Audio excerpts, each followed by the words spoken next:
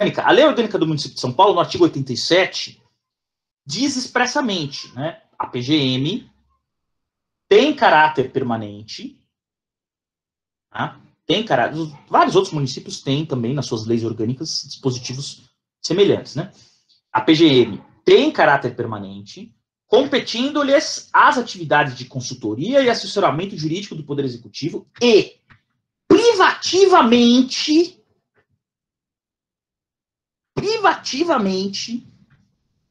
a representação judicial do município, a inscrição e cobrança judicial e extrajudicial da dívida ativa.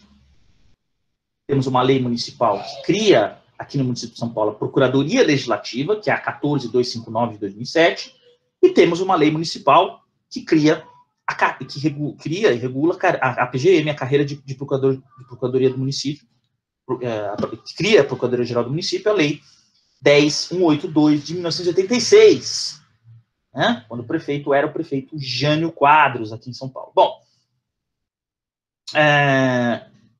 então a Lei Orgânica do Município de São Paulo diz que aqui no município de São Paulo vai ter sim uma procuradoria organizada em carreira e a representação judicial do município é exclusiva da PGM. E a inscrição em dívida ativa e cobrança também, né, propositura de execução fiscal. Esse é um tema que já deu muita discussão.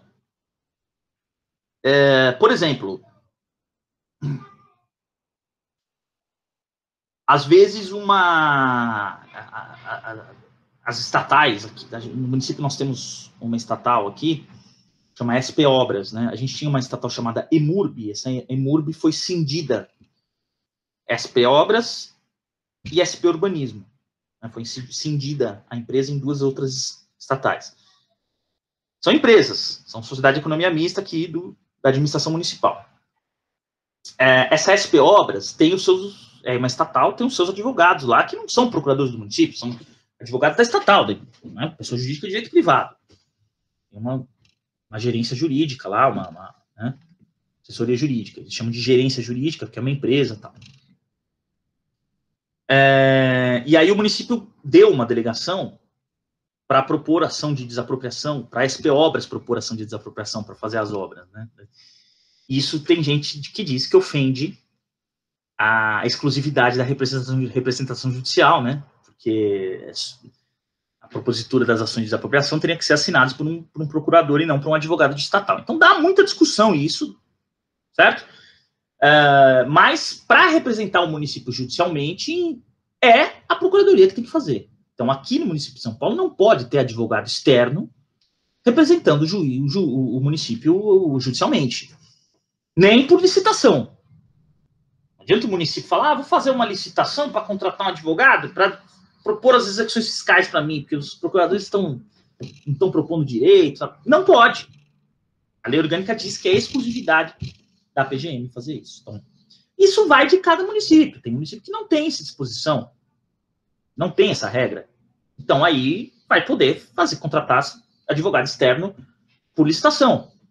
Eu entendo que todo município, pela Constituição, tem que ter uma procuradoria organizada, mas a gente sabe que, enfim, a Constituição não obriga, né, expressamente, na minha opinião, obriga implicitamente, não expressamente. Então, tem discussão, como tem discussão, tem municípios que contratam advogados externos, inclusive para representação judicial, por meio de licitação, né? Não estou falando de objeto singular, estou falando de licitação mesmo. Mas só para acabar aqui, né, quer dizer, mesmo os municípios que têm uma estrutura organizada de procuradoria, não tem impedimento à contratação direta de advogados em casos excepcionais.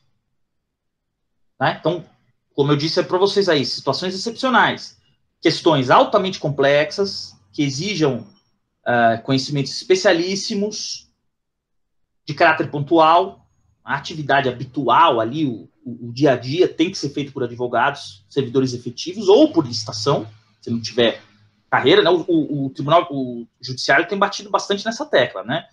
Se você tem carreira jurídica estabelecida, não pode contratar advogado externo nem por licitação, tá? Aliás, não pode nem contratar advogado. Os tribunais têm falado que não pode nem contratar advogado comissionado. Que assessoramento jurídico a gente vai ver. Tem uma discussão, mas, a princípio, se é assessoramento, pode ser feito, se é assessoramento jurídico, pode ser feito por servidor comissionado. A princípio, a gente vai ver essa discussão, mas se você tem uma carreira de servidor efetivo, você não pode ficar contratando comissionado para fazer uma função que já existe. Seria uma terceirização de atividade fim, né? Seria algo que não existe na administração pública.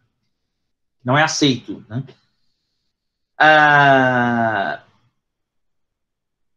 Pequenos municípios que não consigam arcar com boas remunerações, então não tem uma estrutura de a procuradoria estabelecida, então contrata advogados externos, tá?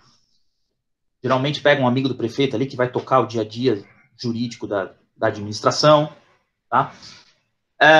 Ou eu trouxe um caso interessante aqui, que é a contratação de advogados para defender o município de ações propostas pelos próprios advogados públicos.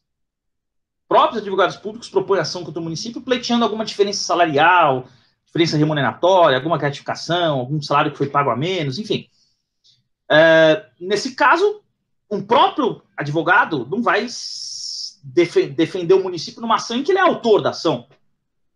Teria impedimento evidente aí, né? Então, nesse caso, poderia ser contratado um advogado externo. Outra hipótese que eu lembrei e coloquei para vocês, que é até razoavelmente comum.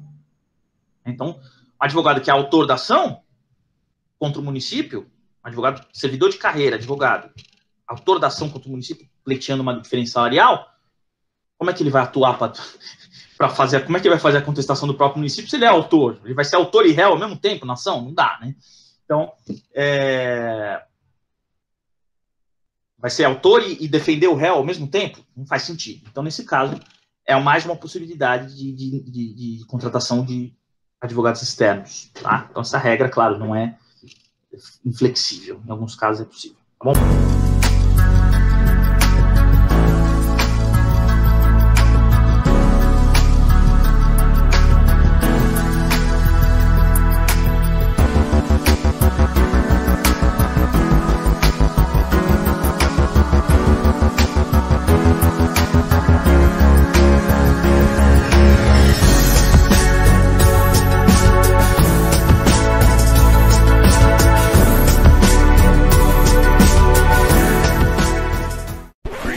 Using Powtoon.